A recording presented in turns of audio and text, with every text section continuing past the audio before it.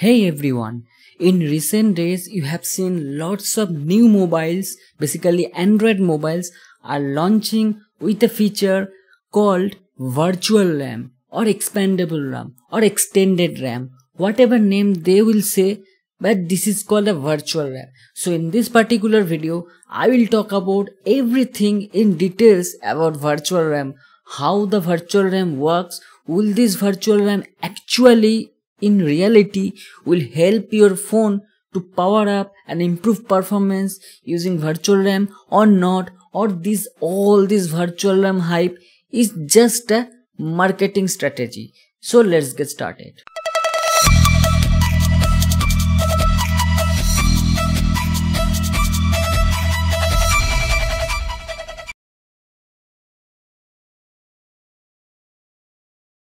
What is virtual RAM? Basically, is this a new technology invented in 2021?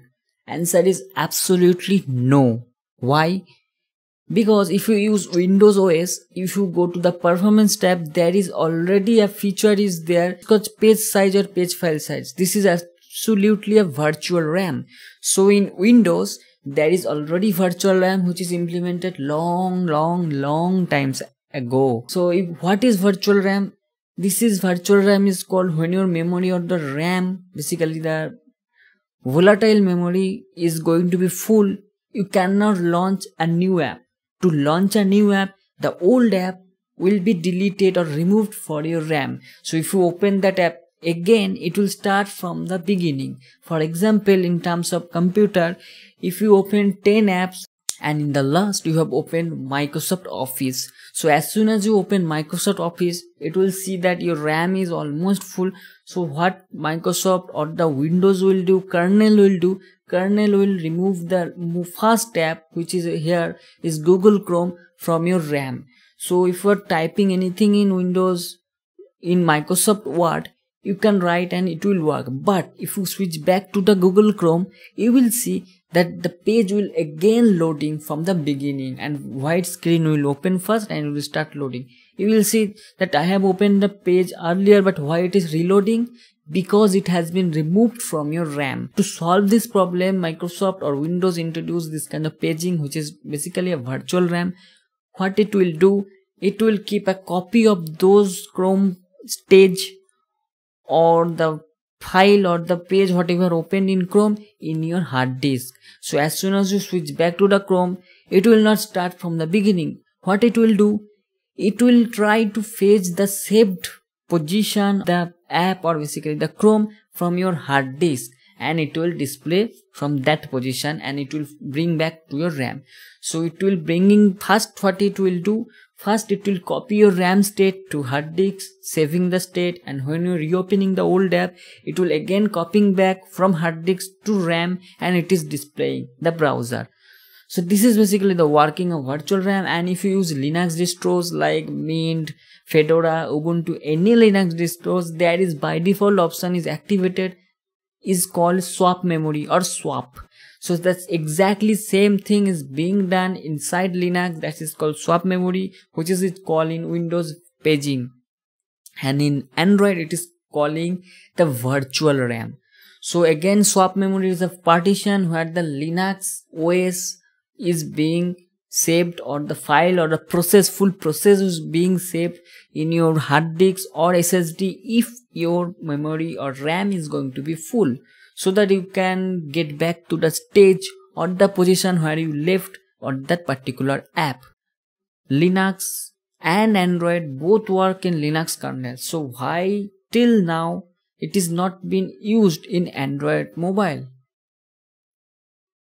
If you use custom ROM or you have rooted your device early days in 2010, 2012, you already know you can do this kind of virtual RAM swap memory in your Android.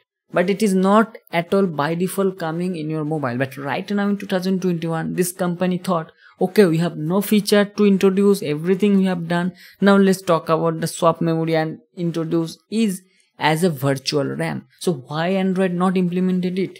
They don't even know that swap memory works in Linux, on Linux machine, Linux kernel. So why did not implement it here? The right answer is written in Google official website. in Android development website. They have written that to use this feature, we have to randomly read and write from your eMMC storage, or basically the UFS storage, basically the internal storage of your mobile or Android device, and it will reduce the lifespan of the internal memory. We all know SSD have the TBW, that's mean terabyte retain maximum capacity. If you write lots of data in your SSD, your data inside SSD will start to delete itself automatically, because it's the lifespan of any SSD. Same thing happens and applied to the eMMC storage and UFS storage. So to save your mobile health and to make the mobile not break the internal storage for a long life, Google intentionally know this, and they did not eventually introduced is a mainstream on the default feature. So why this kind of Chinese companies, or basically the custom ROM built, the companies who made like Vivo, Oppo, Redmi, Realme, this kind of custom OS mobile company, why they are implementing it? It is called a marketing hype and very nonsense business strategy, because it is directly affecting your mobile lifespan. It is reducing the lifespan of your internal storage. So if it breaks the internal storage, this is not like computer. You are going to a offline shop and going to buy any external SSD and just insert your computer, and you can install the operating system in the new SSD and your computer will live again. This thing not works in mobile, because you cannot buy a SSD or internal storage like UFS or eMMC and just insert into your mobile. This not works, because mobile comes processor, GPU, CPU, RAM and internal storage, basically the ROM, all inside a single chipset. So everything already soldered in a single chipset, and this chips for your mobile, and the size of this motherboard or the main board of the mobile varies upon the model. So if your internal storage is breaking or reducing the lifespan, you have to go to the service center. Service center will charge a huge amount to get replace the whole main board or motherboard. So this is a very bad business practice. It is just a marketing hype. Instead of good things, it will break your mobile and it will break the lifespan, longevity of your mobile. So stay away from this kind of virtual RAM hype. And this comes maybe by default activated, but they are giving the option you to disable it. I must say, just go disable it, because 4 GB RAM for the normal day-to-day life in your mobile is more than enough, and 6 GB variant is more than enough for a gaming purpose. So if you have a gaming attitude and you play lots of games, go with 6 GB variant in any mobile, Android mobile. And if you are day-to-day users, average mobile users, go with 4 GB variant. Don't ever think about the virtual RAM. Another thing, it will reduce the internal size, because the extra 3 GB or 7 GB virtual RAM they are providing, it is basically using your internal storage of your mobile.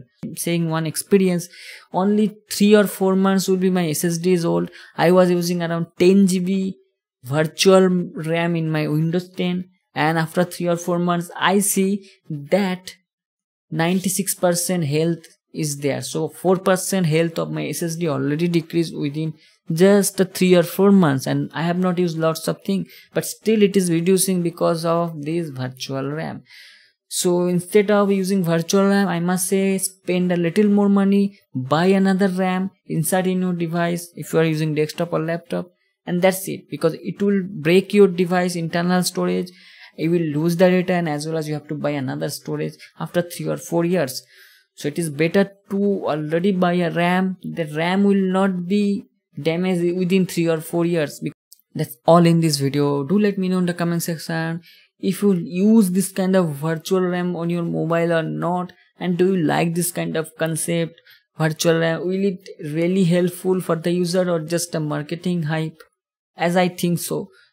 Share your opinion in the comment box. Thanks a lot for watching this video. See you soon in my next video. Till then, goodbye, take care and be safe.